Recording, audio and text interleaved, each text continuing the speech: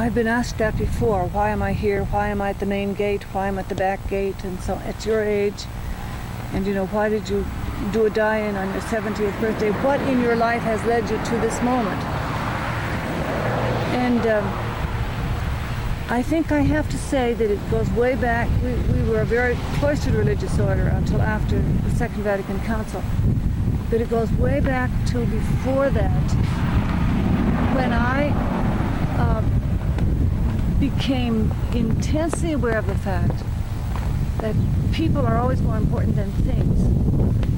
And as a result of that, I found myself, even within my cloistered religious life, when I was teaching within a private academy, or was director of students, or director of studies rather in the academy, or dean of students at one of our colleges, that there were things within our own constitutions, which are no longer there now after Vatican II,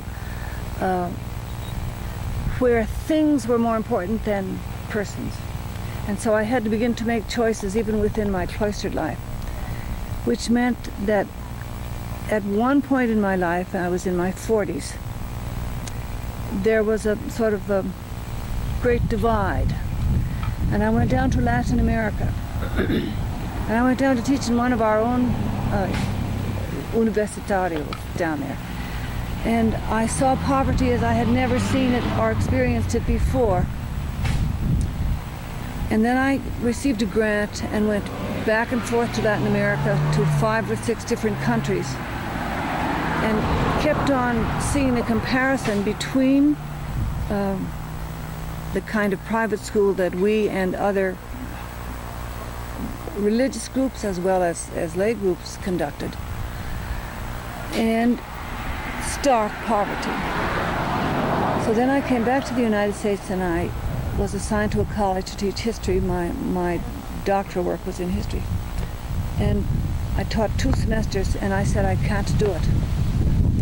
So I went to Washington, and one of the things that I realized was bringing back from these experiences a retrieval of in-depth experiential learning.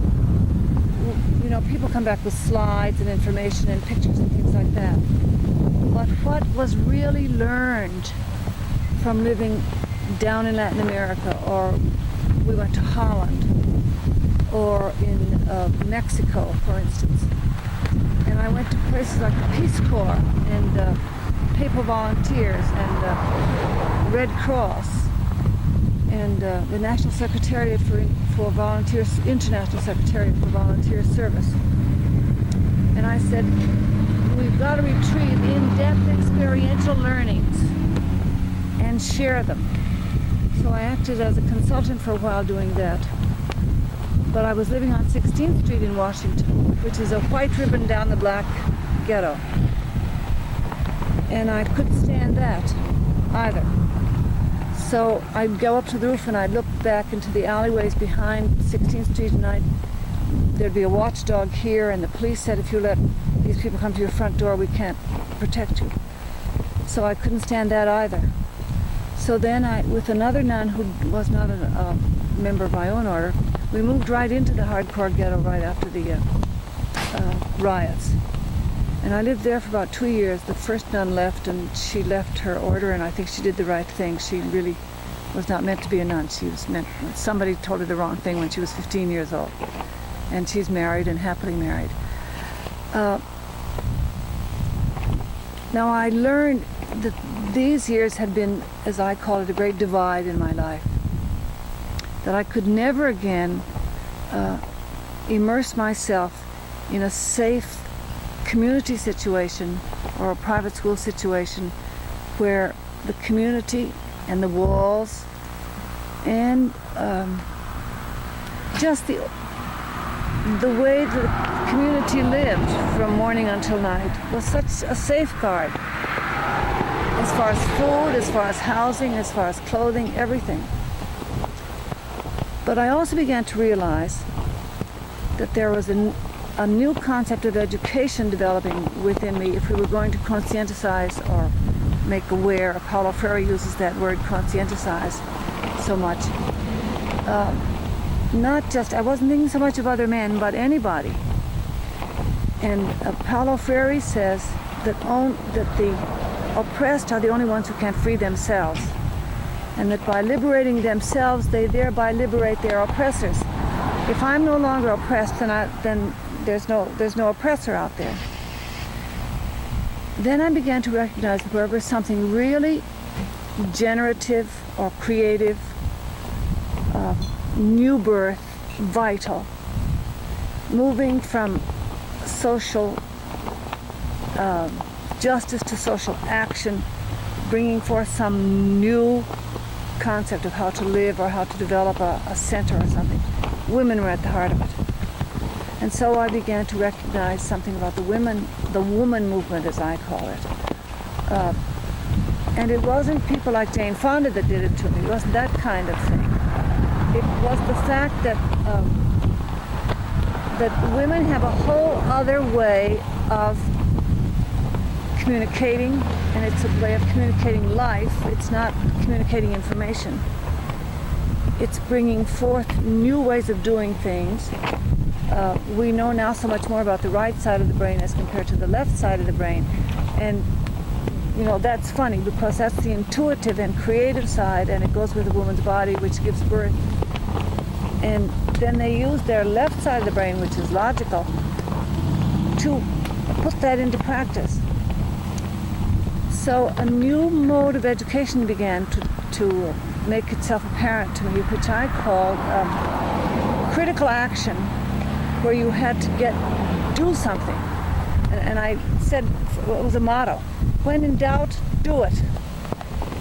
And then reflect upon it. And then develop a way of making other people aware of that. And so we developed an educational model which we incorporated, and that was in Iowa. And we taught at Drake University there, and the students had a special program that they got credit for it if the professors were adequate, so they got credit for ours. And we called it New Approaches to Social Justice. And when we developed also again their relationships in Des Moines especially, relationships with different groups of women. They were ecumenical. They were not just nuns. They were not just Catholics. They were campus women, for example, women working in the inner city. We lived in the inner city in Des Moines, and let me see, the population was American Indian, Vietnamese, poor white people, ourselves who were poor, an artist who preferred to live there because she thought that would be a good place to do some artwork. Every facet of poverty on that one block. And so we began to learn from, as compared to the intense life of an inner city like Washington, which was the hardcore kind of thing, to what an inner city in a small middle western city is. I got the reputation in Des Moines that went all the way down to Kansas and places around there that Sister Margaret Smith, you know, whenever she wants to, she can get to Morris Dingman, who's the bishop. And I used to go to him and say, verily, verily, if you don't do this, you know, the church is behaving unjustly. And he said, I hear you, Margaret, I hear you, I hear what you're saying. But what they would say was other people couldn't get to him, and I said that is not true. Other people can get to him if they want to get to him. All they have to do is get to him. And he is the bishop who introduced at our bishop's meeting the resolution that the bishops should dialogue with women about ordination. So then we became involved with the ordination movement in the church. And of course, when that happens, and it is going to happen, there are 2 or 3 different ways in which it can happen, you know. There's no doubt about the fact that if men are not being aware that God or the needs of people are calling them, women are aware. And so this need is being fulfilled in a different way. And I think that the church is hard of hearing. I'd have to say that I do not understand. We call the Pope J2P2 instead of R2D2. We call him J2P2. I don't think he hears the fact that Yahweh is saying, you know, I'm not calling all these men because the world needs women. And the women are saying we want to come. So it's going to happen, and it may even happen within my lifetime. Now, the bishop in Des Moines brought up this motion at the bishop's meeting, and the bishops agreed there should be dialogue. So there are about 60 plus bishops who are willing to work with women about the possibility of doing this. Now, how? With the present pope, I don't know. But women have done things in creative ways before. And there are lots of creative ways of approaching this, I think. Now, once we got involved in the women's movement, the whole thing of nuclear, the nuclear Holocaust possibility. Now, whether that's because I became more self-aware of myself as a woman, and that you cannot bring forth life where death is being prepared all around you, I don't really know. But I began to be aware that I personally could not separate the woman movement, and in the Catholic Church that meant ordination, but to new priestly ministry, which would include everything the church does plus a lot more. For example, I think the primary new priestly ministry for women is peace. And so then I began to conceive the absolute compulsive necessity of writing a book. And I thought, well, you know, who are you to write a book about all that you've learned all these years in Latin America? Everybody knows all these things, but they don't. Insights, new scriptural insights. So I became involved, therefore, in 3 kinds of actions that are on all levels of my life. Writing a book about in-depth experiential learnings from other people, mostly oppressed groups, minority groups, in poverty areas, where I as a nun could get through to the mayor and say there's a hole in our street that a child could fall through, when a woman had been trying to get to him for 3 weeks. And I'd call up the mayor, and the mayor would say, yes, I'll come. And then I would say to him, but that is unjust. That woman has been talking to you for 3 weeks about this. And it was fixed in 48 hours, the whole thing. So I began to recognize that women, as women, have power. And that there are critical moments where they must exercise it, unless they are going to be psychologically untrue to their own nature. And that power is always birth-giving, it's compassionate, it's creative, it springs from the intuitive side of the brain. And then a lot of us are logical too, and we've had all that systemic training back there. Mine happened to be in history. And I have an undergraduate degree in music and English also. And I do not say that I never use my degrees, never use them. They don't mean a thing to me now. But it prepared me to be able to use that kind of discipline and training in the different areas that we work in now. Now, once I got into the women's ordination movement, I began to say we can't separate it from peace. And they said, no, you know, women's ordination movement is ordination of women to new priestly ministry. Now, I'm on the National Core Commission for that right now. And I have to say to them, unless you can face the fact that the new priestly ministry for ordained women is peace,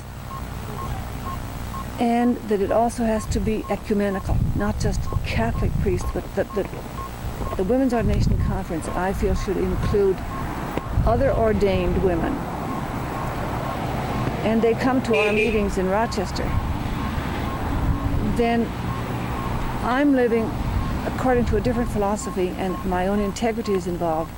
And shall I stay on this core commission or not? Do you want me to stay on it and talk to you this way? Or should I resign? Their one thing is, if you focus, if you start diffusing, and I said it's not diffusing, it's interweaving. You weave the woman movement across the world with the peace movement across the world. Both movements are life-giving, and they immediately involve you in what I call a kind of universal kind of ecumenism. Yeah, ecumenism is usually applied to religion. And I think you can have sociological ecumenism. I think you can have ecological ecumenism. You can have housing ecumenism, where everybody works together